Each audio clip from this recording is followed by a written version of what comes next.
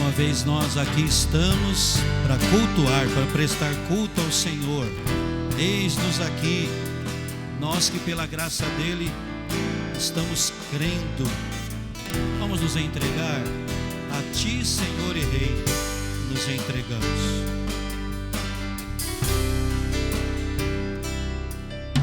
A Ti, Senhor e Rei, nos entregamos para fazer em nós o que está em Teu coração.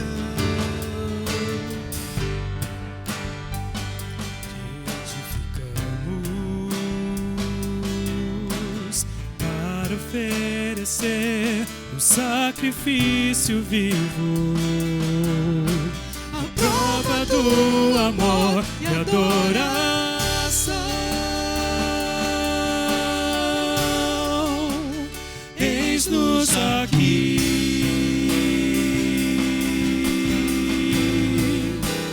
cumpra em nós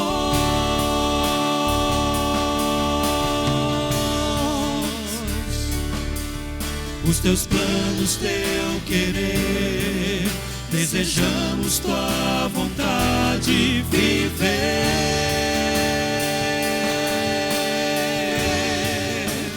Cremos em Ti, Jeová Jireh.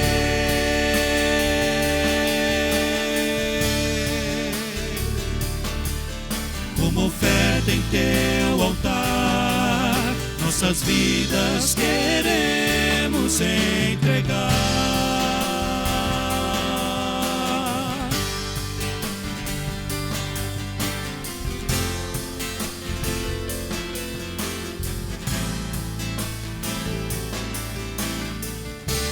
A Ti, Senhor e Rei, a Ti, Senhor e Rei, nos entregamos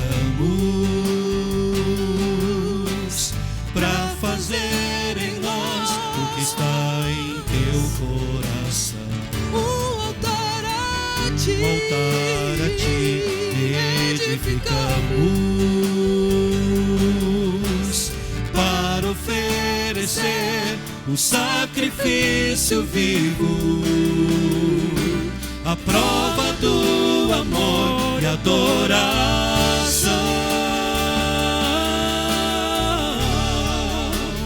Eis-nos aqui,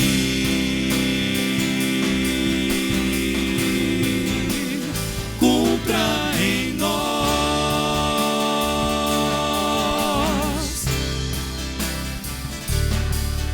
os Teus planos, Teu querer. Desejamos Tua vontade viver.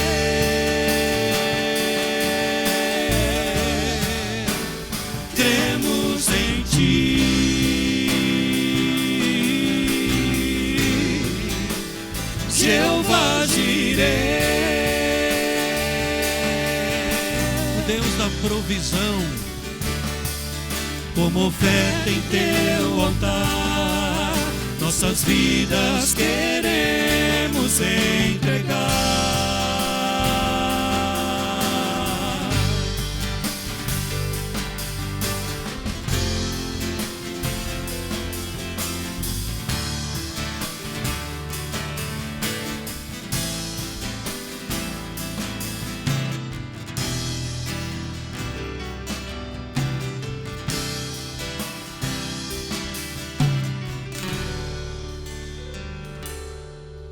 Nos desse o Teu melhor,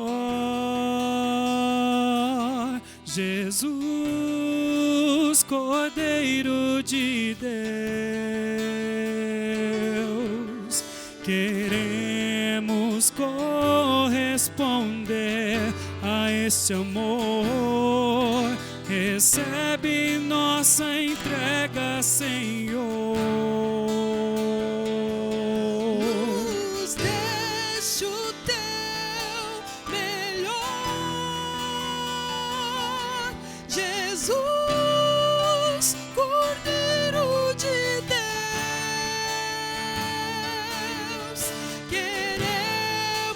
Corresponder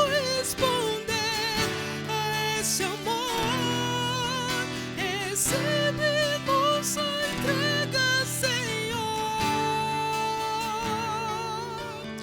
Nos deste o teu melhor, Jesus, Cordeiro de Deus. Queremos corresponder a este amor. Recebe nossa entrega, Senhor. Nos deste o teu melhor, Jesus, Cordeiro de Deus. Queremos corresponder a este amor. Recebe nossa entrega, Senhor. Recebe nossa entrega, Senhor. Recebe nossa entrega, Senhor.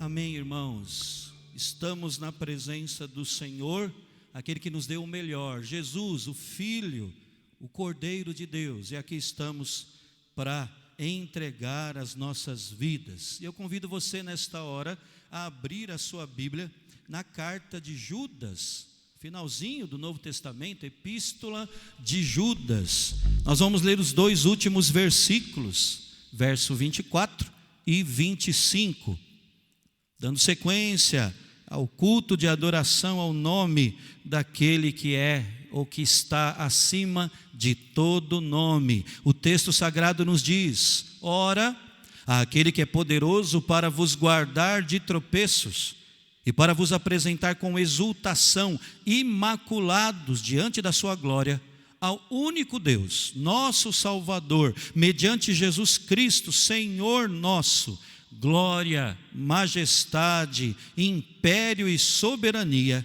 antes de todas as eras, e agora e por todos os séculos. Amém.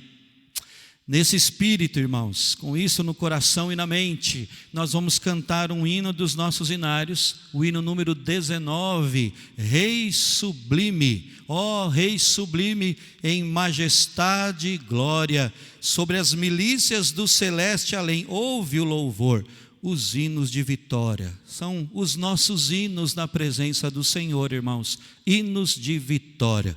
Vamos cantar hino número 19.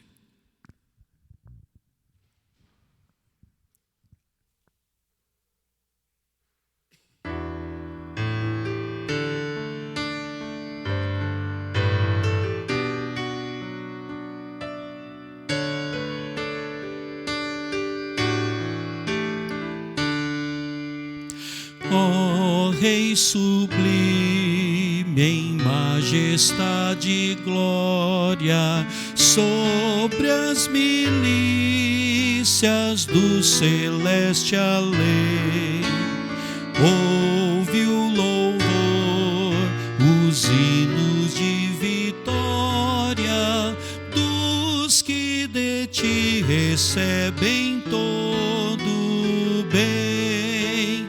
Vinde, ó remidos, filhos de Deus, cantai louvores que alcancem os céus. Dos altos céus, louvor a Deus ressoa, de gratidão ao soberano amor. Os redimidos com fervor entoam o nome excelso de seu benfeitor. Vinde, ó remidos, filhos de Deus, cantai louvores que alcancem os céus. Eterno Deus, teus filhos vês prostrados perante o brilho da superna luz, pois do pecado foram resgatados e agora rendem glórias a Jesus. Vinde, ó remidos, filhos de Deus, cantai louvores que alcancem os céus. Vamos fechar os olhos e neste momento ter uma palavra de adoração através da oração. Vamos orar.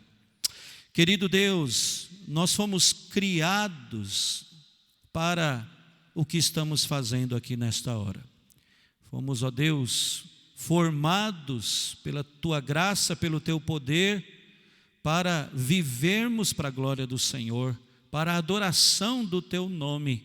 Tu que és o nosso Criador, mas também é aquele que é o nosso Redentor, é aquele que tem nos mantido em todos os sentidos, mesmo na fé. Ó Deus, nós queremos glorificar ao Senhor nesta hora, e como acabamos de cantar, dizer ao Senhor que nós temos sim, no coração e também nos lábios, hinos de vitória, ó Deus. Estarmos aqui hoje, no meio deste vendaval que se abateu sobre o mundo todo, é prova do Teu cuidado, é prova do Teu poder, é prova, ó Deus, do Teu amor por nós. Temos hinos de vitória, ó Deus, para oferecer ao Teu nome. Nós Te glorificamos assim e Te pedimos, ó Deus, que o Senhor nos conduza em todos os momentos deste culto, para o nosso bem, para a nossa consagração de vida, mas também e sobretudo para o louvor e a honra do Teu nome. É a nossa oração em nome de Jesus. Amém. Amém. Eu convido você agora a abrir a sua Bíblia no segundo livro das Crônicas. Segundo Crônicas, capítulo 7. Segundo livro das Crônicas, no capítulo 7, nós leremos do versículo 11 ao 22. Repetindo, segundo Crônicas 7, 11 a 22. O texto que narra um dos momentos mais belíssimos da história do povo de Deus, e que nos diz assim: assim Salomão acabou a casa do Senhor e a casa do rei.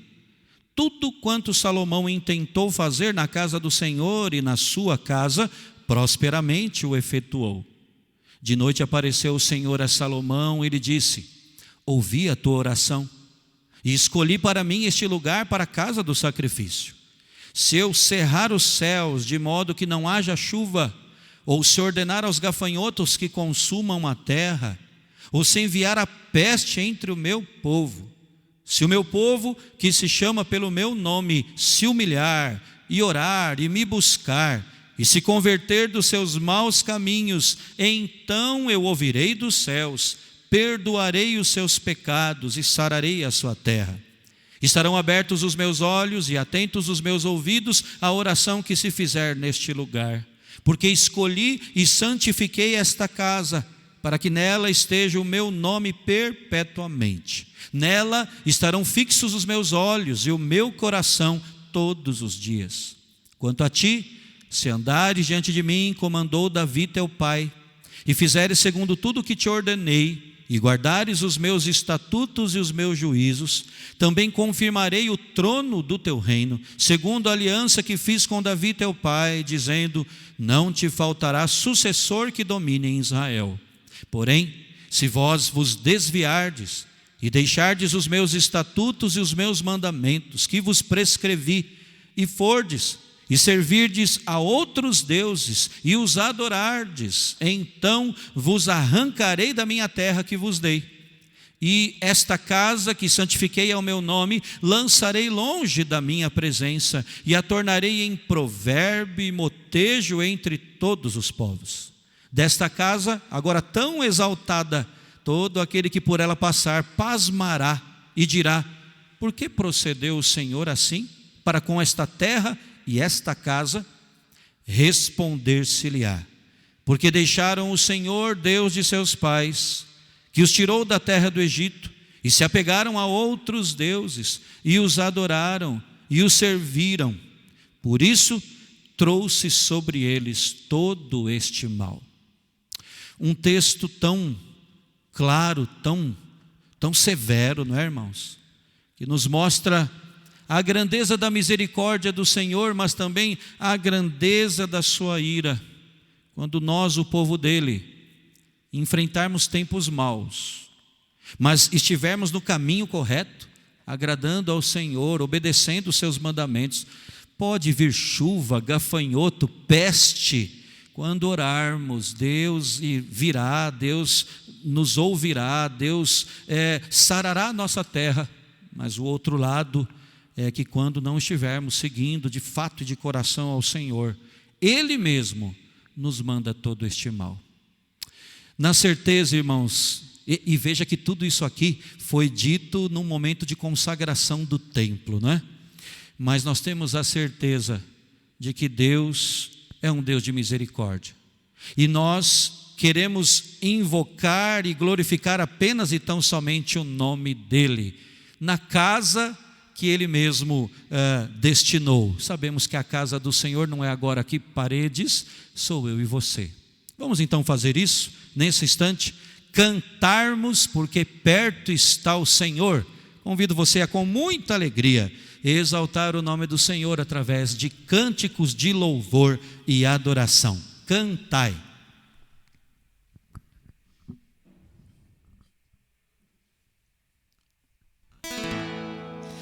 Cantai, perto está o Senhor, a Ele um templo erguei, com louvor um palácio, com graças um trono, feitos ao Rei dos Reis. Cantai uma canção, eterno é seu amor, quando a louvor de glória se enche o templo do Senhor.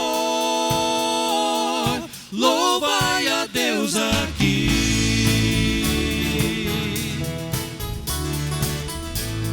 Cantai, cantai, perto está o Senhor, a Ele um templo erguei, com louvor um palácio, com graças um trono, feitos ao Rei dos Reis. Cantai uma canção,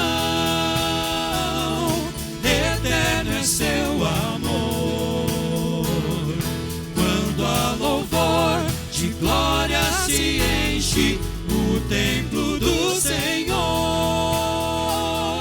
Louvai a Deus aqui.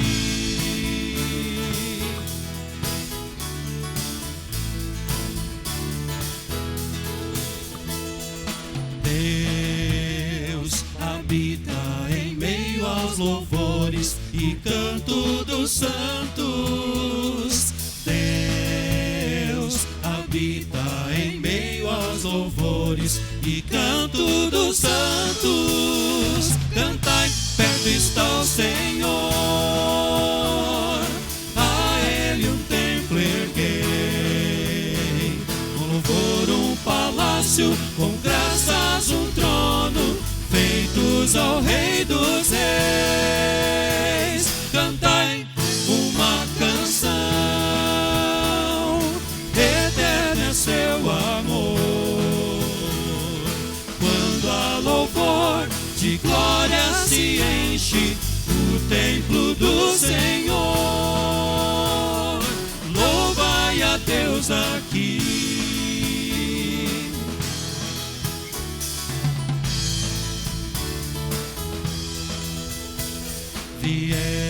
Viemos pra te adorar, ó Senhor, com música e canto. Estamos alegres dos feitos do Pai, a Ele louvamos. está o Senhor, a Ele um templo erguei, com louvor um palácio, com graças um trono, feitos ao Rei dos Reis. Cantai uma canção, eterno é seu amor, quando a louvor de glória se enche o templo do Senhor. Louvai a Deus aqui, louvai a Deus aqui, louvai a Deus aqui. Amém.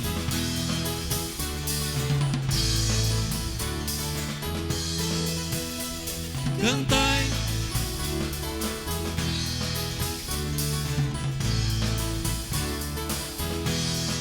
cantai. Amém. Vamos agora, irmãos, relembrar do bem mais precioso que temos, o amor de Deus por nós.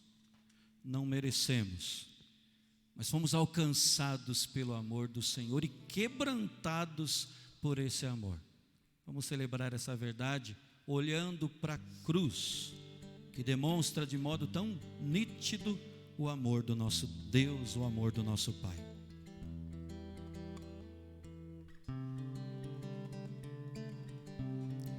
Eu olho para a cruz, e para a cruz eu vou, do seu sofrer participar, da sua obra vou cantar. Meu Salvador na cruz mostrou o amor do Pai, o justo Deus.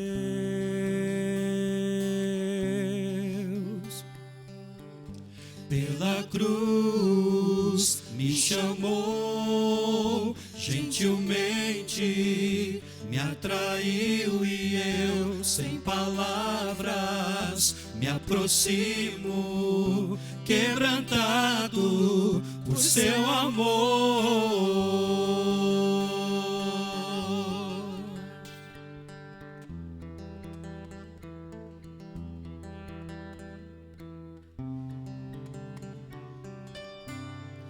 Imerecida vida, de graça recebi, por sua cruz, da morte me livrou, trouxe minha vida. Eu estava condenado, mas agora pela cruz eu fui reconciliado. Pela cruz me chamou, gentilmente me atraiu, e eu, sem palavras, me aproximo, quebrantado por seu amor. Pela cruz me chamou, gentilmente me atraiu, e eu, sem palavras, me aproximo, quebrantado por seu amor. Impressionante é o seu amor.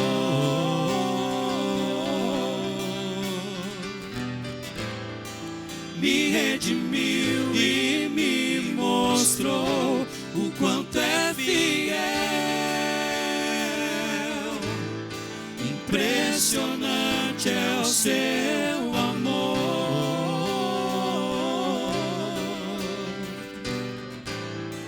Me redimiu e me mostrou o quanto é fiel.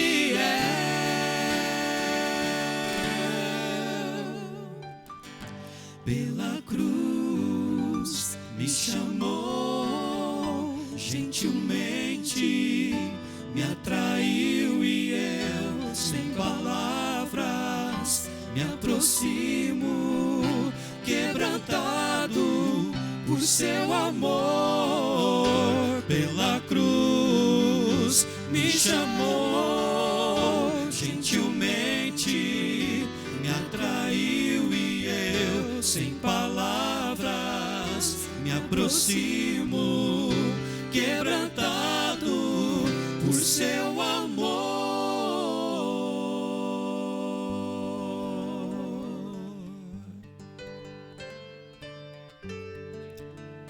Glória a Deus por seu amor por gente como eu e você. Imerecida vida de graça nós recebemos. Glória a Deus. E irmão e irmã, Deus já não precisaria fazer mais nada por nós, porque o amor dele foi provado ali na cruz do Calvário. Ele não precisa dar demonstrações para que nós possamos então crer. É só olharmos para trás. Foi um ousado amor esse, o de Deus.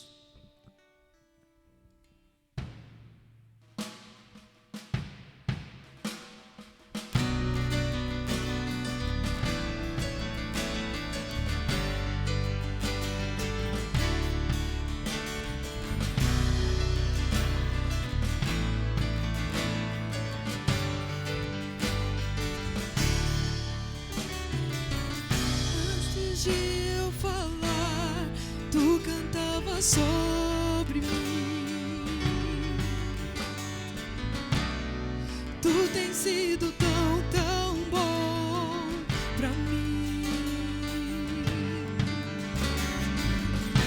Antes de eu expirar, sopraste tua vida em mim.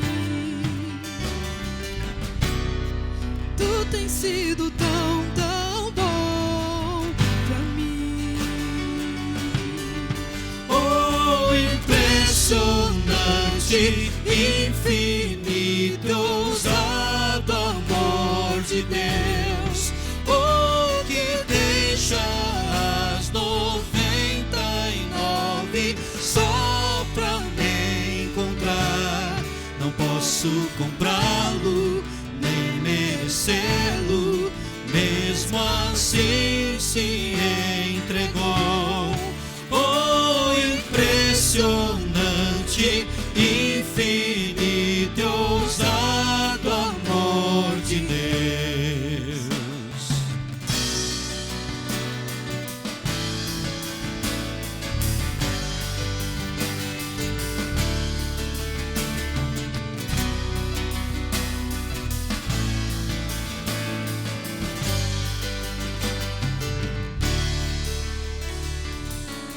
Inimigo eu fui, mas teu amor lutou por mim. Tu tens sido tão, tão bom pra mim. Eu não tinha valor, mas tudo pagou por mim. Tu tens sido tão, tão bom pra mim. Oh, impressionante, infinito e ousado amor de Deus, oh, que deixa as 99 só pra me encontrar. Não posso comprá-lo, nem merecê-lo, mesmo assim se entregou. Oh, impressionante, infinito e ousado amor de Deus.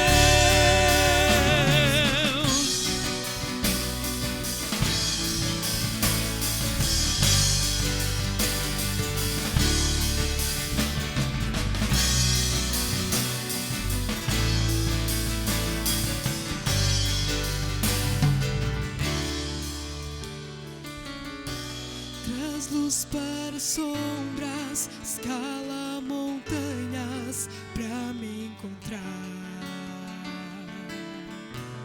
Derruba muralhas, destrói as mentiras pra me encontrar.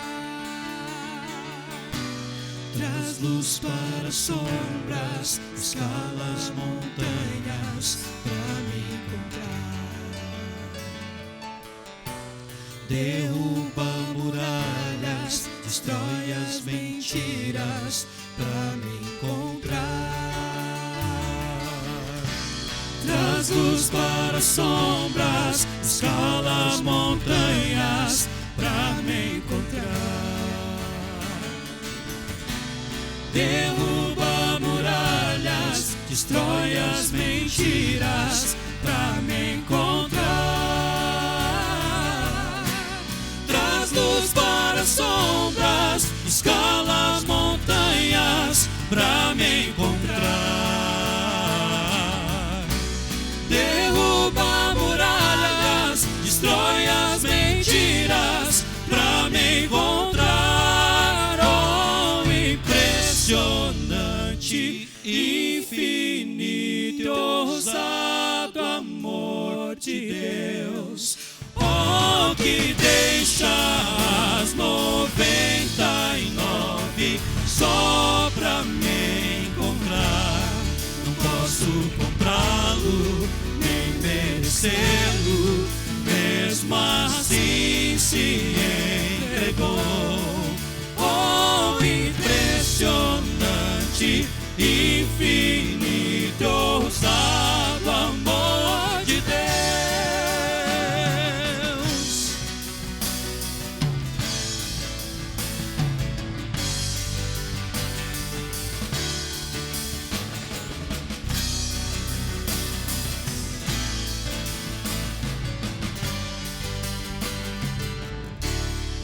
Amém, amém.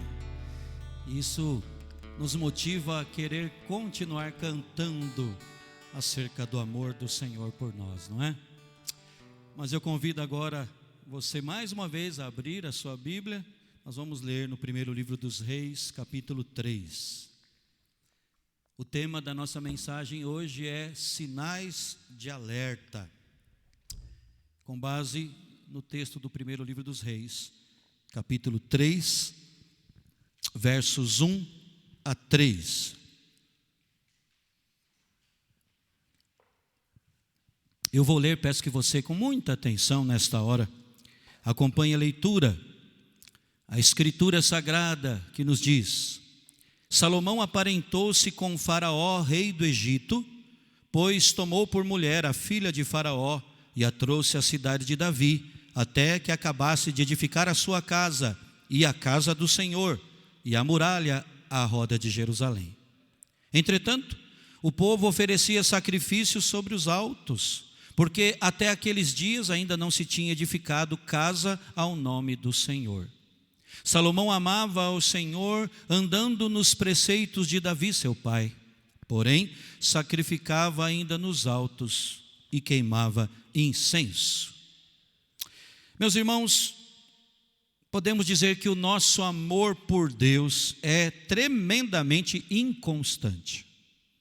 Se a base do amor de Deus por nós, o amor que nós cantamos agora aqui em alto e bom som, fosse o amor com que nós respondemos ao cuidado dele, nós estaríamos perdidos. O nosso amor por Deus é flutuante, é tantas vezes vacilante. E isso deveria nos fazer corar de vergonha. É sobre isso que Deus falou ao seu povo através dos seus profetas. E me lembro aqui, por exemplo, do que ele disse ao povo através do profeta Oséias. Deus detectou algo que não estava sendo visto ali pelos israelitas. No radar dos hebreus, isso não estava sendo detectado. E ali, no livro de Oséias, capítulo 6, verso 4, Deus diz o seguinte: que te farei, ó Efraim, que te farei, ó Judá, porque o vosso amor é como a nuvem da manhã e como o orvalho da madrugada que cedo passa.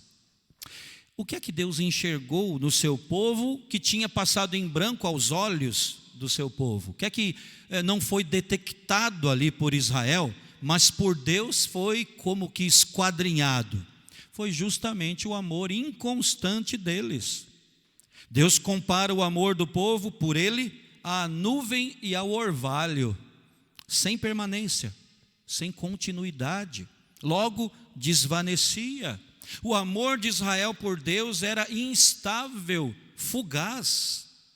E ali na profecia de Oséias, nós lemos também que em períodos de angústia, o povo se lembrava de Deus. O povo trazia à memória e também ao coração o Senhor, e dizia até palavras bonitas: vinde e tornemos para o Senhor, conheçamos e prossigamos em conhecer ao Senhor. Ele descerá sobre nós como a chuva, como chuva serôdia que rega a terra, chuva tardia, né? Fora do tempo. Aliás, irmãos, essa frase tem sido muitas vezes utilizada equivocadamente. Esta frase, conheçamos e prossigamos em conhecer ao Senhor, tem sido o lema e o tema de muitos encontros, de muitos congressos, não é? Tem sido usado esse versículo como esse tema. No entanto, irmãos, eu creio que nós estamos, ao utilizá-lo assim, utilizando mal o texto da palavra do Senhor. Porque é só lermos com mais atenção o texto ali de Oséias, para vermos que estas não são palavras de fé, de gente consagrada, que vive com o alvo maior de dar glória ao nome de Deus. Essas palavras, como vimos, saíram da boca de gente que havia se afastado dos caminhos de Deus. Gente cínica, que debaixo da aflição, no meio das turbulências próprias de quem vive longe de Deus, então recorre a Ele de forma assim emergencial, mas totalmente desprovida de sinceridade espiritual, irmãos. Então diziam de forma vazia: vamos, vinde e tornemos para o Senhor, conheçamos e prossigamos em conhecer ao Senhor. Era cinismo puro. E Deus, ironicamente, porque essas palavras aqui foram ditas por Deus ao profeta. Ele está explicando ao profeta e a nós, né, hoje, a maneira como aquele povo se portava quando o calo apertava. Cínico era o povo. E Deus aqui é irônico, repito. Aquelas palavras apenas acentuavam o distanciamento de Deus em suas vidas. E sabe por que isso tudo? Porque o amor deles era inconstante.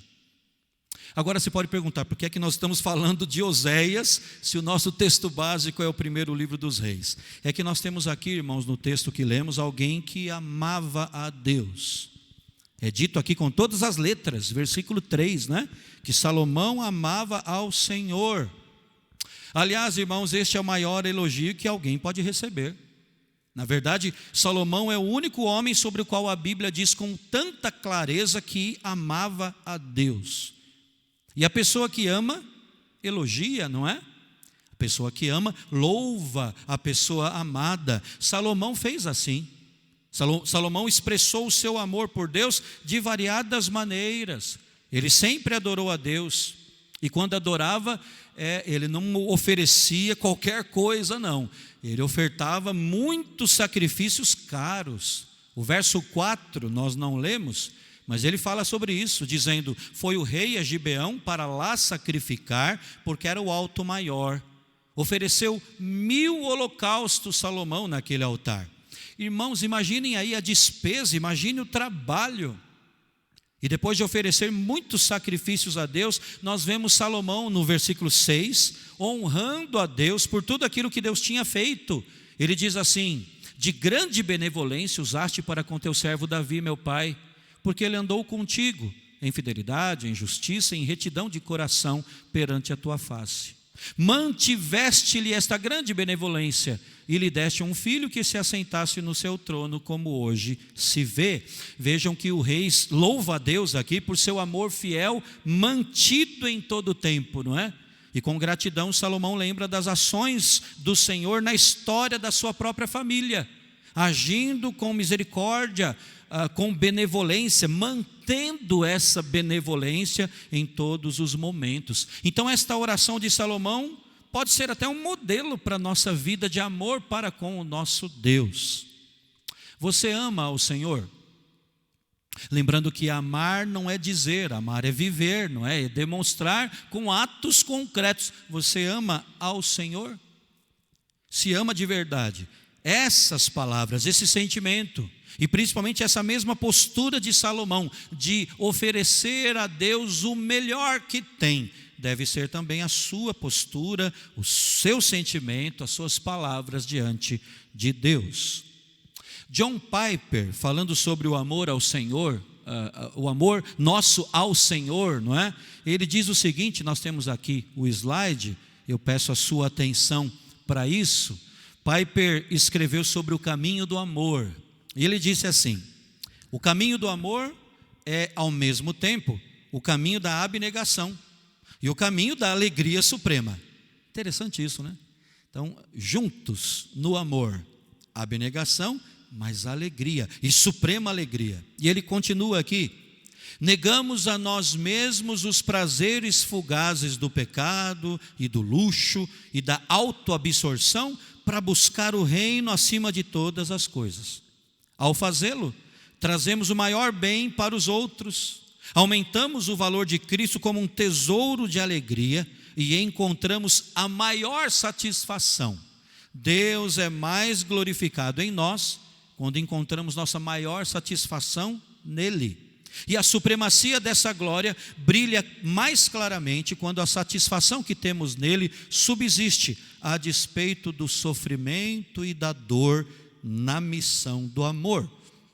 Em outras palavras, irmãos, se nós amamos a Deus, haverá ao mesmo tempo abnegação e alegria. Se amamos a Deus, nós temos uma vida de plena satisfação nele. Esse é o caminho do amor, segundo John Piper. No entanto, irmãos, como nós falamos logo de início, o nosso amor por Deus é tantas vezes inconstante. É só olhar para a minha vida e para a sua. E mesmo Salomão, por mais que amasse o Senhor, demonstrou alguns sinais de alerta de que esse amor não era totalmente sincero e não era sempre constante. Nós temos que perceber o ponto aqui, irmãos. Eu não estou afirmando que Salomão não amava a Deus, até porque o texto que lemos, o texto bíblico diz isso claramente. A questão, irmãos, é que vemos ainda no começo do reinado dele. Estamos no início do primeiro livro dos reis. Nós vemos alguns sinais que apontam para um amor que não era assim tão robusto como nós pensamos. Quando lemos os seus provérbios, por exemplo, não é? Não. Vemos um amor que não estava 100% comprometido com Deus. A inconstância também pontuava o amor de Salomão pelo Senhor. E é curioso, interessante, porque segundo a interpretação tradicional de 1 Reis, o rei foi fiel durante a maior parte do seu reinado, se afastou ali no final, mas dá mostras ainda no seu livro ali de Eclesiastes, que quando tudo chegava ao seu fim mesmo, ele retorna para Deus, não é? Essa é a interpretação comum. Mas se nós estudarmos a sua vida com mais cuidado, nós vamos encontrar, repito, cedo ainda, já cedo, os primeiros sinais da sua queda futura, especialmente nas áreas do dinheiro, do sexo e do poder. E eu creio, irmãos, que nós temos diante de nós um verdadeiro privilégio. Analisar os erros precoces de alguém, ou melhor, o início, né, de um desvio futuro na vida de alguém. Isso deve servir para mim e para você de motivo de louvor. Você não gostaria que alguém que tivesse poder, o próprio Cristo, ou um anjo enviado da parte dele, viesse e falasse assim: olha, se você continuar assim, vai dar nisso, cuidado. Que privilégio nós temos, irmão, de ter a Escritura Sagrada para nos advertir, para nos corrigir, para nos conservar no caminho reto. Então aqui nós temos sinais precoces do que viria, sinais da queda vindoura de Salomão. Sinais que fazemos bem em observar e analisar para que o mesmo não aconteça conosco. São sinais de alerta para mim e para você. Nós encontramos o primeiro sinal de alerta na questão das parcerias na vida. Guarde isso. Primeiro sinal de um desvio que iria se configurar logo mais na vida de Salomão foi nesta área das parcerias na vida. Na escolha da parceira para a sua vida, na escolha da esposa dele. Olha o que diz o versículo 1 que já lemos. Salomão aparentou-se com Faraó, rei do Egito, pois tomou por mulher a filha de Faraó e a trouxe à cidade de Davi, até que acabasse de edificar a sua casa e a casa do Senhor e a muralha à roda de Jerusalém. Essa união de Salomão com a princesa do Egito era problemática em vários aspectos. A filha de Faraó não compartilhava da fé no Deus de Israel. Portanto, Salomão se submeteu a um jugo desigual, não é? E isso não era uma questão de etnia. Reparem nisso aqui. Era uma questão de vida com Deus, uma questão de espiritualidade, de comunhão com Deus. Até porque a Bíblia apoia, não vê nenhum problema entre ou na união de duas pessoas de diferentes origens étnicas. Temos aqui no nosso presbitério um pastor, portanto brasileiro, que se casou com uma irmã da Indonésia, não é? Mas é o reverendo César. Mas nisso não há nenhuma proibição da parte de Deus. Mas a mesma Bíblia condena assim explicitamente o casamento de um crente com alguém que não tem a fé em Cristo. Um crente com um incrédulo. Eu sei que isso aqui é algo muito desprezado, mesmo dentro das igrejas. Mas esse é o testemunho bíblico. Algo que gera, uma vez efetuado, consequências extremamente desagradáveis. Não deve nos surpreender, portanto, que esse casamento fora da fé tenha levado Salomão à idolatria. Espero e peço a Deus que mais à frente nós analisemos com mais vagar o capítulo aqui desse livro que fala sobre a idolatria de Salomão. Mas o início disso tudo foi exatamente essa parceria na vida dele. E o rei do qual nós lemos, né, que amava ao Senhor, mais tarde, a partir desse ato, ele também diz aqui, amou muitas mulheres estrangeiras, 1 Reis capítulo 11. O seu exemplo negativo, irmão, serve como alerta para nós, aos cristãos de hoje, para que não busquem relacionamentos românticos com alguém que não tem compromisso com Cristo, não é? Como diz Matthew Henry, muitas vezes relacionamentos desiguais dos filhos com as filhas dos homens têm tido consequências desastrosas. Agora, eu peço que você olhe para essa parceria estabelecida por Salomão com aquela mulher, mas também estenda isso para toda e qualquer parceria na nossa vida. Pense nisso em termos de um relacionamento a dois, mas também em parcerias que nós firmamos na nossa caminhada. Outro problema desse casamento, dessa parceria de Salomão com a filha de Faraó, é que ele firmou uma aliança profana justo com o Egito. Naqueles dias, irmãos, um casamento real, nós sabemos disso, né? Tinha a função de garantir uma aliança política e militar. Casando-se com a filha de Faraó, Salomão estava focando na política internacional. O que a Bíblia diz sobre isso? Salomão se deixou seduzir pelo poder, como também pelo sexo. As Escrituras têm uma postura negativa diante desse tipo de jogo de poder, né? Muitas vezes isso representou uma verdadeira tentação para o povo de Deus. Mas Deus queria que o seu povo sempre confiasse somente nele, ao invés de encontrar e buscar segurança fazendo aliados, né? Aliando-se a potências estrangeiras que não o temiam. Então, ao tornar-se genro do faraó, Salomão estava buscando o apoio do Egito, uma nação que, como nós sabemos, era a antítese de tudo que representava Israel. O Egito representa exploração, brutalidade e escravidão. Politicamente, então, voltar-se para o Egito pode ou não ter sido uma boa decisão. Isso politicamente. Mas certamente foi uma péssima decisão espiritual. Os egípcios sempre foram inimigos do povo de Deus. Por isso, esse ato de Salomão é um aviso para nós, irmãos. Uma advertência contra qualquer tentativa de melhorarmos a nossa posição. Por exemplo, unindo forças com alguém, com pessoas que têm uma vida ou uma visão de vida contrária ao reino de Deus.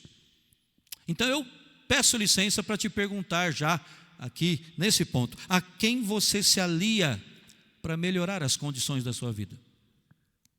Quem você busca quando você quer ampliar os horizontes? Quem tem sido o seu parceiro ou parceiros em coisas importantes da vida? Seja casamento, mas sejam também, como falamos, negócios, ou o que for. As parcerias que nós firmamos, irmãos, as sociedades que nós estabelecemos, tudo isso pode sinalizar a nossa queda futura. Pode ser um prenúncio da derrocada de logo mais, de amanhã. Nossas parcerias, as pontes que nós estabelecemos hoje, são um verdadeiro sinal de alerta para o que pode vir no futuro. O que é que você espera? Buscando aliados que não temem a Deus, firmando pactos, acordos, sociedades, parcerias com quem não quer Deus na sua vida. Onde você quer chegar? Além disso, irmãos, nós vemos um outro grande sinal de alerta. Na verdade, irmãos, nós encontramos vários aqui nesse texto, mas hoje eu quero falar apenas desses dois. O segundo grande sinal de alerta está na questão das prioridades na vida. O primeiro, na questão das parcerias. O segundo, na questão das prioridades nossas. O versículo 1 fala desta grande obra da vida do rei Salomão, que era construir uma casa para Deus, o templo ali em Jerusalém, algo que o seu pai, o rei Davi, como sabemos, queria ter tido o privilégio de fazer, mas que ficou a cargo de Salomão. No entanto, irmãos, o mesmo verso 1 menciona também que Salomão construiu uma casa para si mesmo. E muitas vezes isso passa longe da nossa percepção, não é? Ele construiu sim o templo, mas ele também edificou uma casa para si próprio.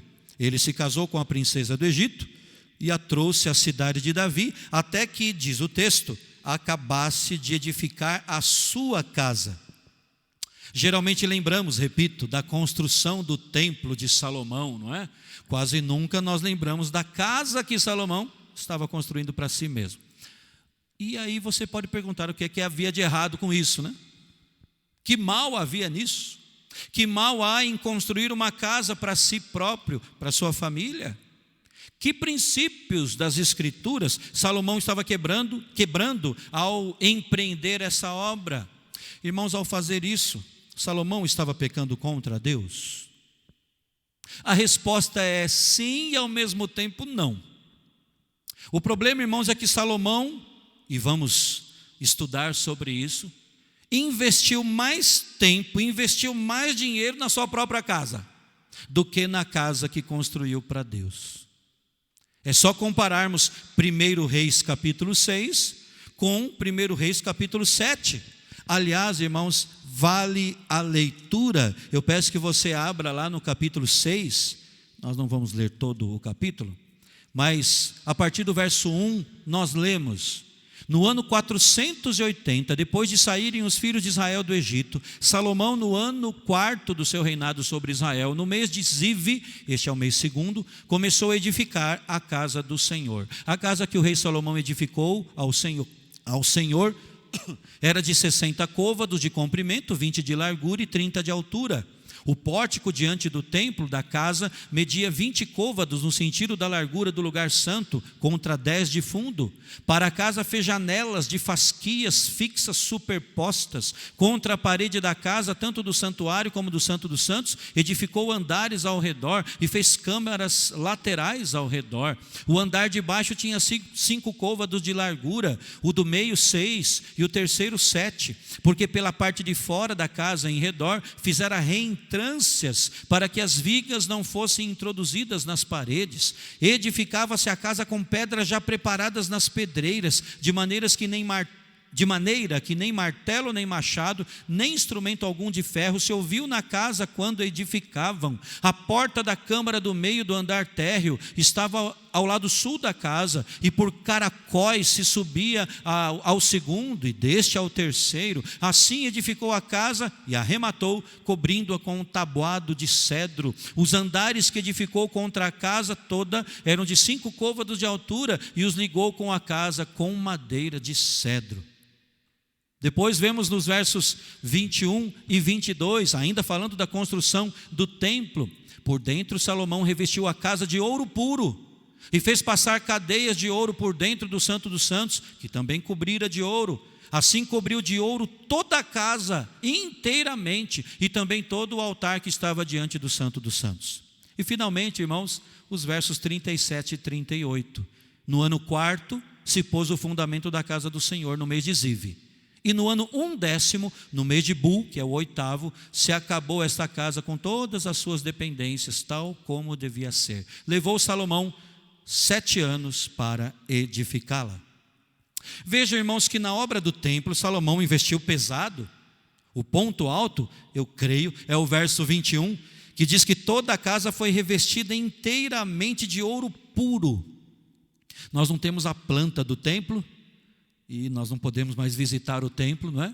Mas esse texto aqui é como que uma visão 360 graus daquele templo no seu esplendor. E pense nisso, toda a casa de Deus revestida de ouro. E lemos nos versos finais quanto tempo durou a construção do templo. Do ano 4º até o 11º, 7 anos levou Salomão para edificá-la. Aí você pode falar, ok, e cadê a sua tese? Porém, irmãos, quando o capítulo seguinte chega, capítulo 7, nós vemos aqui narrada a construção dos palácios de Salomão, ou seja, aonde ele ficaria, onde ele governaria, de onde ele atenderia o povo, e também onde seria a sua residência real, né? A sua própria casa. Nós vemos uma grande diferença aqui. Isso está no capítulo 7, a partir do verso 1, que, repito, vale também a leitura. Edificou Salomão os seus palácios, levando 13 anos para os concluir. Edificou a casa do bosque do Líbano, de 100 côvados de comprimento, 50 de largura e 30 de altura, sobre 4 ordens de colunas de cedro e vigas de cedro sobre as colunas. A cobertura era de cedro, abrangendo as câmaras laterais em número de 45, 15 em cada andar, as quais repousavam sobre colunas. Havia janelas em 3 ordens, e janela oposta à janela em 3 fileiras. Todas as portas de janelas eram quadradas, e janela oposta à janela em 3 fileiras. Depois fez o salão das colunas, de 50 côvados de comprimento e 30 de largura, e havia um pórtico de colunas defronte dele, um baldaquino. Também fez a sala do trono, onde julgava, a saber, a sala do julgamento, coberta de cedro, desde o soalho até o teto. A sua casa em que moraria, fê-la noutro pátio, atrás da sala do trono, de obra semelhante a esta. Também para a filha de Faraó, que tomara por mulher, fez Salomão uma casa semelhante à sala do trono. Todas estas construções eram de pedras de valor, cortadas à medida, cerradas para o lado de dentro e para o de fora, e isto desde o fundamento até as beiras do teto, e por fora até o átrio maior. O fundamento era de pedras de valor, pedras grandes, pedras de 10 côvados e pedras de 8 côvados, por cima delas pedras de valor, cortadas segundo as medidas, e cedros. Qual é a diferença desse relato com o capítulo 6? É que Salomão levou 7 anos para construir o templo, mas levou quase o dobro, 13 anos, para edificar o seu próprio palácio. Eu não estou dizendo que o rei foi displicente na obra do templo. Nós já vimos isso agora, né? De fato, ele não foi. As dependências do templo erguido por Salomão eram lindas. Salomão construiu o templo com pedra extraída das montanhas, e por dentro cobriu tudo de cedro, o que não era comum de modo algum naquela época. Cobriu de cedro não apenas o santuário principal, mas também o Santo dos Santos. Cedro é uma madeira nobre e bonita, você já deve ter lido sobre isso. E cara também. O rei mandou cobrir completamente suas paredes com painéis de cedro, isso no templo. O piso também era de madeira, mas era de outro tipo, de cipreste, mais resistente ainda, adequado para suportar peso. E mais, irmãos, a madeira de cedro no interior do templo era lindamente decorada. Foi lavrado, diz o texto, de colossíntidas e flores abertos, segundo a moda da época. As colossíntidas davam frutos amargos e venenosos, não prestavam os frutos. No entanto, as suas flores eram belas, eram muito bonitas. Então era uma decoração floral típica ali no Antigo Oriente, só acessível com certeza a quem tinha muitas posses. Imagine tudo isso, tudo forrado da melhor madeira, tudo decorado de forma exuberante e de acordo com o design mais cobiçado do mundo de então. E não vamos esquecer do ouro, né? Havia ouro brilhando em toda a casa de Deus, irmãos. Não foi utilizado material de qualidade inferior ali. Ouro cobria as paredes, ouro cobria o teto do santuário, ouro cobria o altar do incenso, ouro cobria o Santo dos Santos, também o santuário interior ali, onde Salomão colocou a arca sagrada, a arca da aliança, até mesmo o chão. Depois eu convido você a ler esse texto com o tempo. Até o chão do templo foi revestido e coberto de ouro. Isso está no capítulo 6, verso 30. O templo de fato manifestava glória e esplendor, uma tentativa de reproduzir em escala menor, é óbvio, a glória e o esplendor de Deus que ali seria adorado. Então, irmãos, não é que Salomão desprezou a construção do templo, longe disso, o templo ficou belíssimo. O que acontece é que, ao que parece, nesse contraste desses dois capítulos, o esplendor do seu palácio pessoal era ainda maior. O complexo real era composto de 5 prédios principais. 3 dos edifícios tinham títulos oficiais: o Palácio da Floresta do Líbano, a Sala das Colunas e a Sala do Trono, ou Sala de Julgamento. Havia ainda a residência de Salomão e também a casa construída para sua esposa egípcia, a filha do faraó. Ao que tudo indica, tudo anexado, anexos ali, interligados. A sala do trono era coberta de cedro do chão ao teto. Foi usada para o pronunciamento das sentenças do rei. Era como que o edifício da Suprema Corte de Israel. Tudo foi feito de pedras de valor, pedras grandes, todas forradas, revestidas de cedro. E isso sem falar no ouro, mais uma vez ele aqui. O ouro tinha presença garantida no Palácio Real, muito dourado, ouro por toda parte. Quando Jesus disse que nem Salomão, em toda a sua glória, se vestiu como os lírios do campo, ele estava se referindo a essa glória aqui, irmãos. Parte da glória de Salomão era o esplendor do seu palácio real. É claro que, sendo o rei, ele deveria viver numa casa muito bem feita, ampla, bonita, aconchegante. A grande questão, como nós já falamos, é que isso estava muito acima do necessário.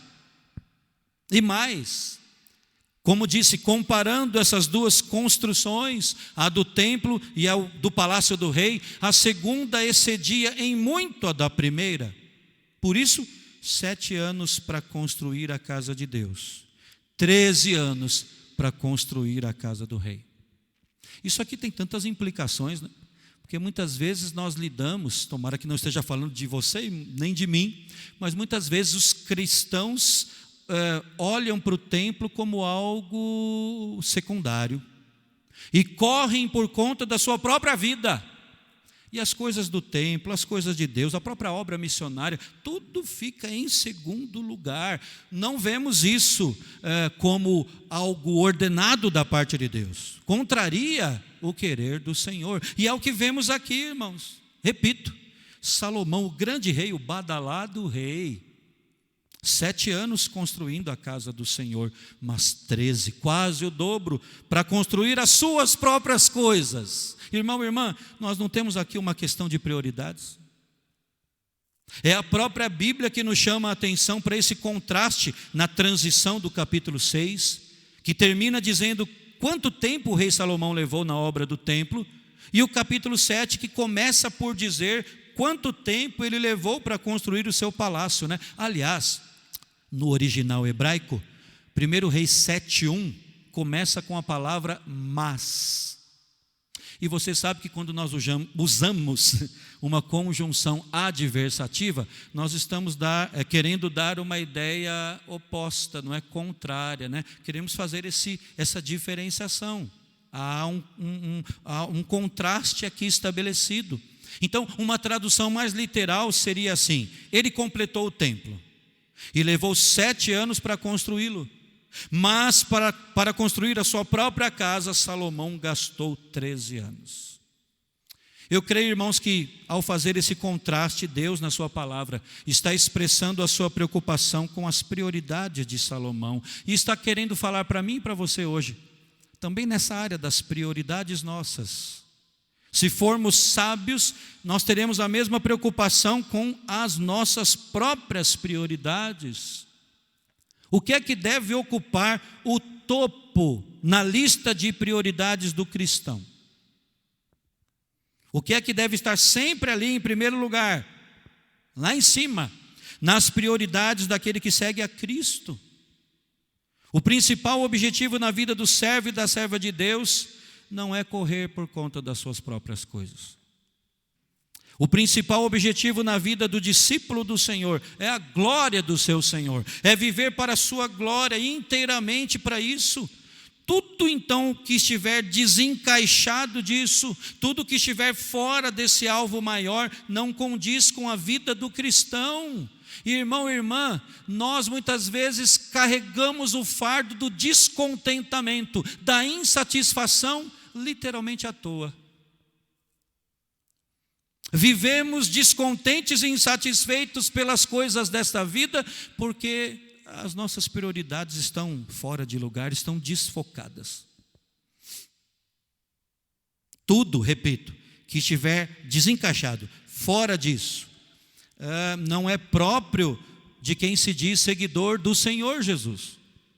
Mesmo que ele faça várias coisas que são vistas por outros como sendo para Deus, se no seu coração ele não tiver essa prioridade, o seu amor vai ser flutuante. O seu amor vacilante é que vai ficar em evidência. Um grande sinal de alerta na nossa vida repousa justamente nessa área das nossas prioridades. Ou seja, o que é que no dia a dia é de fato mais importante para nós? Faça esta pergunta para você mesmo: o que é que no meu dia a dia é de fato, verdadeiramente mais importante para mim? O que verdadeiramente importa para nós?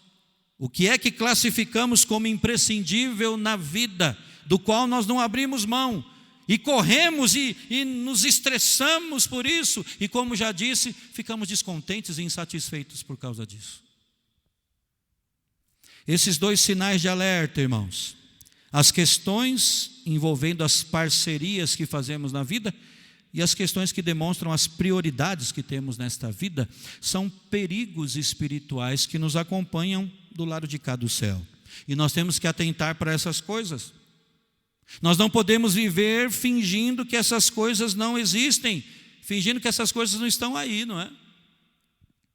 A respeito das nossas prioridades ainda, do perigo que nos ronda nesta área das prioridades, nós devemos observar 2 tentações que Salomão enfrentou e que são tentações reais para nós também.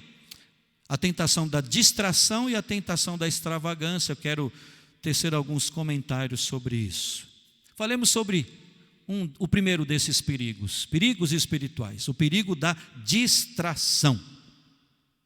Esse perigo, irmãos, se evidencia na quantidade de tempo que Salomão precisou para terminar a construção, não é? Edificou Salomão os seus palácios, levando 13 anos para os concluir.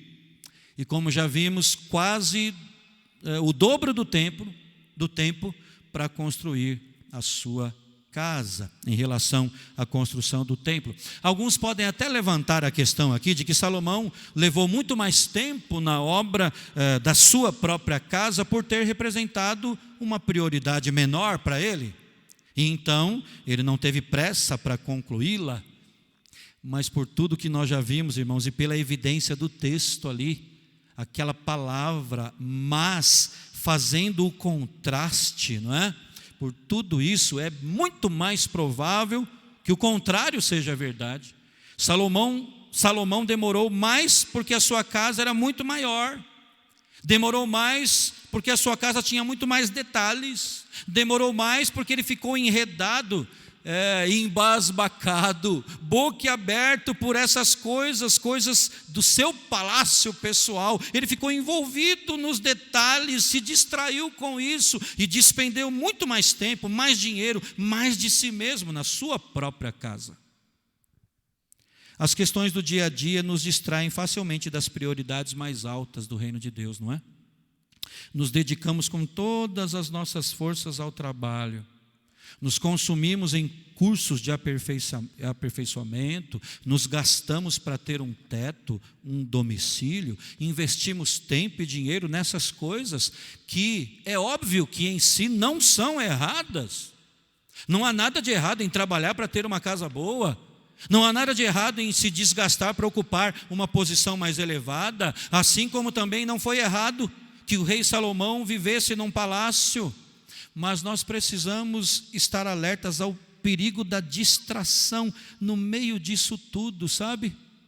É no meio destas coisas que em si mesmas não são erradas, é que mora o perigo, porque coisas boas se degeneram, porque coisas boas acabam se transformando no alvo maior da nossa vida, num fim em si mesmas, e acabamos por viver no reino das coisas, não no reino de Deus. Isso representa a sua vida nesse momento? Você vive no reino das coisas, não no reino de Deus? Se nós vivemos no reino das coisas, isso vai dificultar em muito a vida no reino de Deus. Muitas pessoas, por exemplo, pensam que se conseguissem encontrar a casa certa, né? E eu, abrindo o coração aqui, eu gosto de acompanhar aqueles programas que passam em alguns canais da escolha da casa, não é? E a gente fica ali olhando, e depois a reforma, a mão do arquiteto ali, e a gente fica deslumbrado com a mudança, né? Às vezes um espaço que você não dava muita confiança, e se transforma numa casa mais do que habitável, né? Se transforma numa coisa linda mesmo, só que a gente tem que ir nisso até certo ponto, não é, irmãos? Porque isso pode nos levar a pensar que se nós tivermos uma casa como aquela, aí nós vamos ter uma vida maravilhosa. Nós vamos passar, ou corremos o risco de passar a ter até uma invejinha daqueles que têm, a casa dos sonhos. Distrações. As distrações que vêm com tudo isso, com casas, com jardim melhores, com carros mais do ano, não é? Nem sempre fazem bem à alma. Vinod Ramachandra, eu acho que é esse o nome dele, no livro intitulado Deuses que Falham, ele escreve o seguinte, nós temos aqui no slide também, ele escreve algo muito interessante. Os povos do Ocidente moderno e da classe média de culturas não ocidentais são mais bem alimentados, têm casas melhores, têm acesso a um sistema de saúde melhor do que os povos de qualquer era anterior da história humana. E aqui eu peço que a gente pare a leitura para dizer que até mesmo eu e você, brasileiros, nos encaixamos nisso aqui. E eu só quero pegar aqui nessa questão do acesso a um sistema de saúde melhor. Você pode dizer, você está brincando, pastor? O nosso SUS, mesmo o nosso SUS, comparando com a maioria dos países desse mundo, é um sistema muito melhor. Imagine se não fosse o SUS, no meio da pandemia, com todas as suas incoerências e desvios de verba e falta do que é básico ali no atendimento. Ainda assim, irmãos, nós somos privilegiados. Então, eu quero até começar de novo a leitura para prosseguir. Ele diz: os povos do Ocidente moderno e da classe média de culturas não ocidentais são mais bem alimentados, têm casas melhores, têm acesso a um sistema de saúde melhor do que os povos de qualquer era anterior da história humana. Mas, paradoxalmente, parecem ser mais medrosos, mais divididos, mais supersticiosos e a geração mais entediada na história humana. Todos os dispositivos de economia, de trabalho da tecnologia moderna só têm aumentado o estresse humano. E a vida moderna é caracterizada por uma movimentação inquieta de um lugar para outro, de uma experiência para a próxima, num turbilhão frenético de atividade sem qualquer propósito. Podemos, creio, concordar com isso. E aí eu pergunto, não seria melhor para nós, para mim e para você, se priorizássemos menos esta ordem de coisas, se priorizássemos menos uma situação de vida mais confortável e priorizássemos mais o reino de Deus? Menos prioridade para o reino das coisas, mais prioridade ou uma prioridade maior para o que de fato interessa, para aquilo que nós fomos criados, né? Nosso alvo maior para o reino de Deus. Quais são então as nossas prioridades, irmão e irmã? Como diz Philip Ryken, o lugar onde vivemos é menos importante do que muitas outras coisas. Ele é menos importante do que o que acontece dentro dele. E eu creio que posso falar um pouquinho sobre isso. Se não me engano, os nossos últimos cálculos lá em casa são de que nós já tivemos 19 endereços. E o que é mais interessante, irmãos, é que, é claro, sempre houve um impacto da mudança. Quando os filhos eram menores, para eles também. Há o impacto para a esposa, que é diferente de nós, homens. Mas mesmo para nós, há esse impacto. No entanto, irmãos, nós aprendemos que o lugar onde estamos, onde vivemos, é muito menos importante do que tudo mais. O lugar onde vivemos é menos importante do que aquilo que acontece dentro dele, como diz Philip Ryken. E nós podemos dizer que tantas outras coisas que temos buscado freneticamente são menos importantes do que a importância que nós temos dado a elas. São distrações, então não se distraia. Mantenha a sua vida no foco. Mantenha a sua vida, ou na sua vida, as prioridades de gente crente, de gente que ama a Deus, mais do que o reino das coisas, de gente que ama a Deus não com um amor volúvel, que quer amar a Deus não com um amor oscilante, mas com um amor sincero, cada vez mais constante. Então, cuidado com esse perigo espiritual, perigo da distração. Mas existe também, irmãos, o segundo perigo aí, o perigo da extravagância. E você pode dizer assim: pastor, mas eu não tenho nada quase, eu tenho pouco, eu vou ser extravagante aonde? Você sabe que extravagância não é um pecado só dos que têm muito.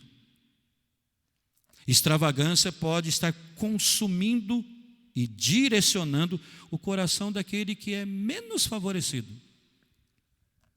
Enquanto construía seu palácio esplendoroso, Salomão teve que lidar com esse perigo. A riqueza do rei era uma bênção de Deus, mas quanto mais recursos financeiros tivermos, mais difícil será usá-los para a glória de Deus.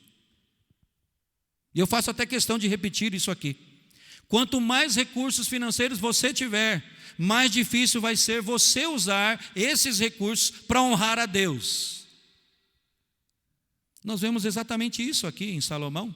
Com todo o tesouro que possuía, o rei foi tentado a ser extravagante, e eu até diria aqui, excêntrico.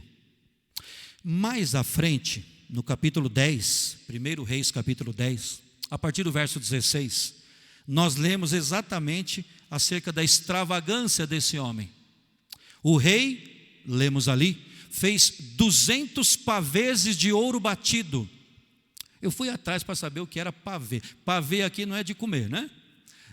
Os paveses eram uma espécie de escudo, mas diferente um pouco. Eles eram maiores, mais chamativos. Há alguns até que falam que esses paveses eram usados como grandes abanadores, né? E o texto continua ali: fez 200 paveses de ouro batido e 600 ciclos de ouro mandou pesar para cada pavês. Cada um tinha 600 ciclos de ouro. 3 arráteis de ouro mandou pesar para cada escudo. E o rei os pôs na casa do bosque do Líbano. E quanto ao trono de Salomão, era um grande trono de marfim, diz ali o texto. E você sabe de onde vem o marfim, né? O marfim é uma substância sólida, branca, lisa, obtida principalmente das presas dos elefantes. Pode também ser obtido das presas de outros animais, morsas, javalis, hipopótamos, baleias até. Mas as presas de elefantes são as mais valiosas, justamente por seu tamanho. As presas de elefantes africanos, por exemplo, medem quase 2 metros de comprimento, pesam cerca de 23 quilos cada uma. O marfim era esculpido para dar origem, então, a joias, a objetos de arte. Até mais recentemente na história, né, nós vemos o marfim sendo usado na confecção de vários outros objetos.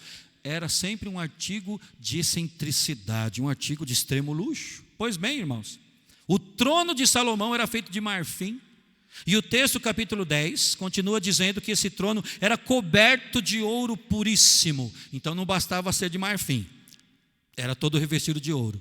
E não é só isso, nós temos até aqui 2 figuras tentando nos colocar lá no palácio de Salomão. Quero que você veja aí, acompanhe aí. É o palácio e um aspecto ali, um retrato do trono, né? E o capítulo 10 de 1 Reis diz que o trono tinha 6 degraus. O espaldar do trono ao alto era redondo. De ambos os lados tinha braços junto ao assento e 2 leões junto aos braços. Também 12 leões estavam ali sobre os 6 degraus, um em cada extremo destes. E o capítulo 10 continua afirmando que nunca se fizera obra semelhante em nenhum dos reinos. E mais, também as próprias taças, capítulo 10, as taças de que se servia o rei Salomão para beber eram de ouro, e também de ouro puro, todas as taças da casa do bosque do Líbano. Não havia nelas prata. Repare aqui nesse detalhe, não havia nelas prata, porque nos dias de Salomão não se dava a ela estimação nenhuma, porque o rei tinha no mar uma frota de Tarsis, com as naus de Irão. De 3 em 3 anos voltava a frota de Tarsis, trazendo ouro, prata, marfim, bugios e pavões. Reparem nisso aqui, irmãos. Traziam pedras preciosas, ouro, também prata, embora prata não tinha valor, mas traziam também animais exóticos, bugios, uma espécie de macaco. Mas se eu disser isso lá para o gaúcho, onde há muitos bugios, eles brigam comigo. Bugios, pavões, isso é ou não é extravagância? E o texto prossegue: assim o rei Salomão excedeu a todos os reis do mundo, tanto em riqueza como em sabedoria. Mas alguém pode dizer: que mal há nisso?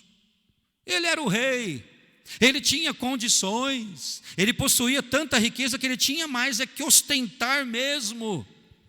Me permita discordar de você. Pense na filha de Faraó, para quem Salomão construiu uma casa anexa. Ou seja, o rei não tinha apenas um palácio, né? Mais 2 conjugados. Era um lugar, uma casa real só para a rainha. Então pense nela. A princesa do Egito, agora rainha de Judá, logo se transformaria em pedra de tropeço para Salomão, incentivando-o a cometer o pecado da idolatria, como já falamos. E para ela, toda essa construção, toda essa pompa. Outro ponto: a madeira, o cedro utilizado na forração e na decoração de todo o palácio, era importada lá de longe, com grandes despesas. Imagine isso. Salomão gastou uma fortuna nisso, investiu uma fortuna também em pedras, que, se você reparou, nós lemos há pouco, eram pedras de grande valor, cortadas à medida, serradas para o lado de dentro e para o de fora, e isto desde o fundamento até as beiras do teto. Irmãos, algo realmente dispendioso. Essas pedras, dizem os arqueólogos, eram enormes. de 4 a 5 metros de diâmetro. O corte delas, pense nisso, o transporte delas custava muito caro. Eram trazidas da região montanhosa e arrastadas, sabe-se lá como, para Jerusalém, numa época que, embora tivesse tecnologia ali, a deles, mas era muito diferente da nossa, não é? Verdadeiras fortunas foram gastas por Salomão, valores que poderiam com certeza ser empregados em obras muito mais úteis, em ações muito mais necessárias para o bem-estar do reino. Outro ponto é que quanto mais se tem, mais se quer, né? E é curioso que Salomão aprendeu isso com o passar do tempo. No transcorrer da sua vida, ele mesmo fala sobre isso no seu livro de Eclesiastes. Ele fala que os olhos não se fartam. Ele fala que quanto mais se tem, mais se quer. Experiência dele, própria dele. Quanto mais, deixa eu colocar aqui como se fosse uma equação, né? Quanto mais se tem, mais se quer. E quanto mais se quer, mais insatisfeitos somos. Mais insatisfeitos ficamos. Esse é o perigo da extravagância, irmãos. A extravagância, repito, que pode estar em curso na nossa vida, independente da nossa classe social, viu? Podemos hoje estar cometendo o pecado da excentricidade, de ter os olhos querendo cada vez mais coisas fúteis. Cada decisão que tomamos sobre o dinheiro que temos nas mãos exige muita sabedoria, não é? Oração, discernimento. Heiken, comentando esse texto, ele nos lembra que Deus não nos disse exatamente quanto devemos gastar com as nossas coisas. Ele deixou isso e quase todas as outras decisões quanto a dinheiro a cargo da liberdade da nossa própria consciência. Mas uma maneira de testar se estamos suscetíveis a esses perigos espirituais, diz ele, perigo da distração e da extravagância, é comparar quanto gastamos em nossas próprias coisas com a quantidade que gastamos com o ministério do Evangelho, com a obra do Senhor. Coloque no papel aquilo que você gasta consigo mesmo. Irmão e irmã, o dízimo na vida do cristão é o mínimo do mínimo. E nós muitas vezes nos justificamos, escoramos nisso, né? Eu tenho sido fiel nos meus dízimos, glória a Deus. Glória a Deus mesmo, porque alguns nem nisso são fiéis. No entanto, a questão é outra, não é? Isso é o mínimo. Para aquele que nos deu o melhor, nós muitas vezes não fazemos o mesmo. Coloque no papel aquilo que você gasta consigo mesmo, diariamente, semanalmente, mensalmente, anualmente. E compare, irmãos, com quanto dos seus recursos você tem aplicado no reino de Deus. Compare o reino das coisas com o reino de Deus. E o desnível vai ficar muito claro. A tentação de Salomão foi gastar mais com a sua própria casa do que com a casa de Deus. Então nós precisamos examinar esta questão das nossas prioridades. Eu quero concluir, irmão, citando novamente Mateus 6, 28 e 29. Para pessoas que viviam freneticamente, com seus corações tomados, carregados de ansiedade, Jesus disse assim: considerai como crescem os lírios do campo. Eles não trabalham nem fiam. Eu, contudo, vos afirmo que nem Salomão, em toda a sua glória, se vestiu como qualquer deles. Os lírios do campo conseguem, de alguma forma, evitar os perigos que tentaram Salomão e continuam a nos tentar ainda hoje, não é? Os lírios são totalmente livres de distrações. Para construir a sua casa, Salomão precisou enviar milhares de lenhadores, pedreiros lá para as montanhas. E quando eles voltaram, eles levaram mais de uma década, 13 anos, para concluir o seu palácio. Por outro lado, irmãos, os lírios do campo não trabalham, não fiam, mas eles crescem exuberantes, sem esforço. É esse o ponto de Cristo aqui. Cristo narrou as belezas dos lírios como algo, aí sim, extravagante, como uma das maiores obras do Criador. Ele disse que há mais glória numa única flor silvestre do que em todos os palácios do rei Salomão. Então, por que prioridades desfocadas? Apliquemos os lírios do campo a nós mesmos. Se Deus cuida tão bem dos lírios, nós podemos confiar mais, podemos ajustar as nossas prioridades, podemos e devemos repensar as parcerias que firmamos nesta vida, não é?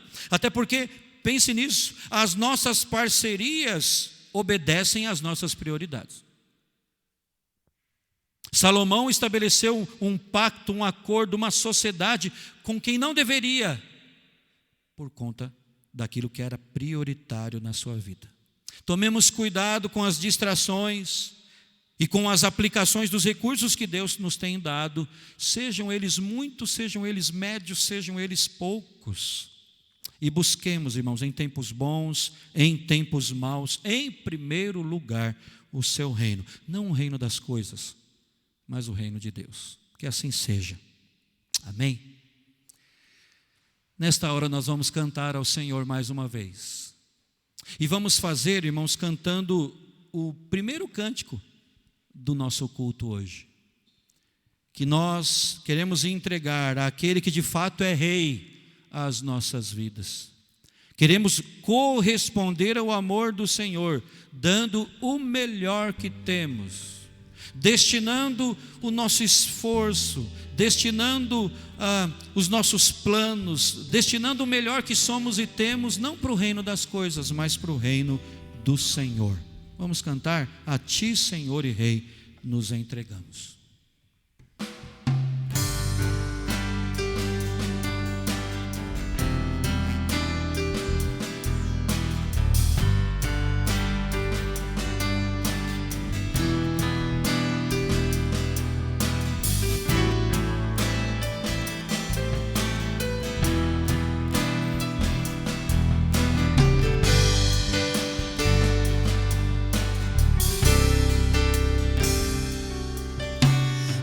Senhor e Rei, nos entregamos para fazer em nós o que está em teu coração. Um altar a ti edificamos para oferecer um sacrifício vivo, prova do amor e adoração. Eis-nos aqui,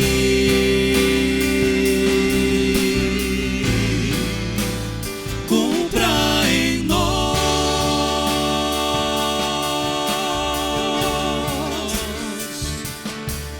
os teus planos, teu querer. Desejamos tua vontade viver.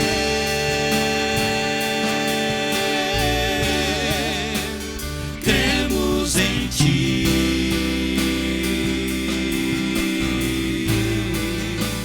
Jeová Jireh.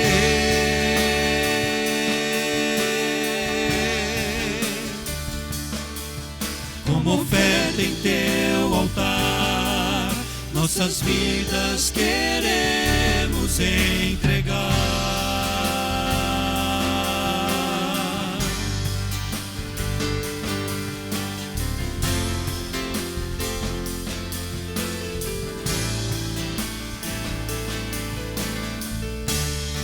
A Ti, Senhor, a Ti, Senhor e Rei, nos entregamos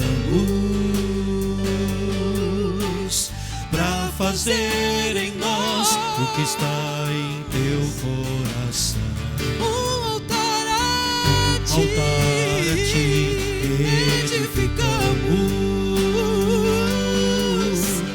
para oferecer um sacrifício vivo, a prova do amor e adoração.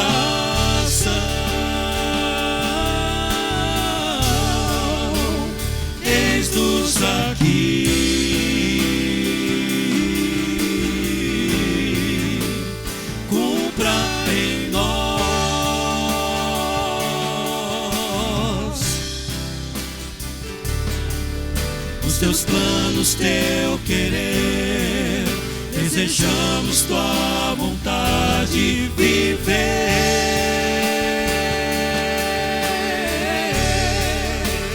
Cremos em ti,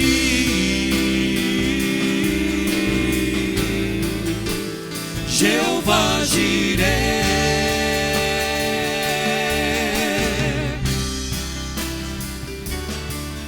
Como oferta em teu altar, nossas vidas queremos entregar.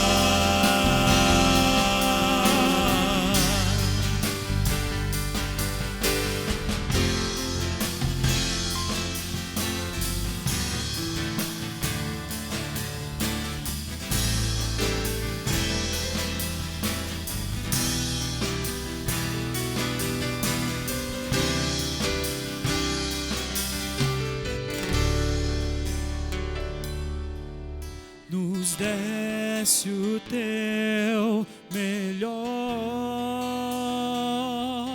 Jesus, Cordeiro de Deus. Queremos corresponder a este amor. Recebe nossa entrega, Senhor. Nos deste o teu melhor, Jesus, Cordeiro de Deus. Queremos corresponder a este amor.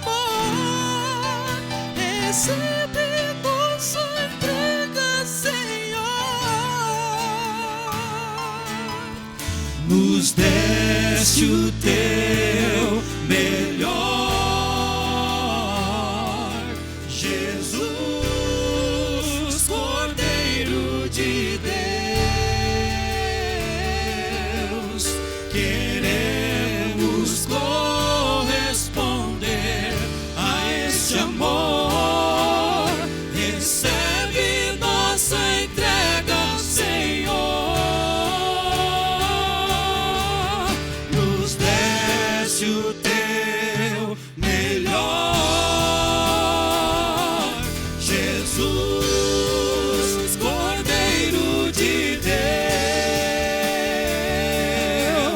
Queremos corresponder a este amor. Recebe nossa entrega, Senhor. Recebe nossa entrega, Senhor. Recebe nossa entrega, Senhor.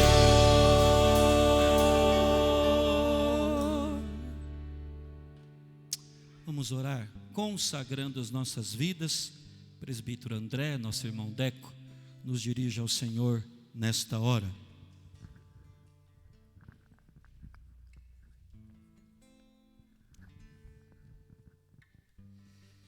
Vamos orar, irmãos.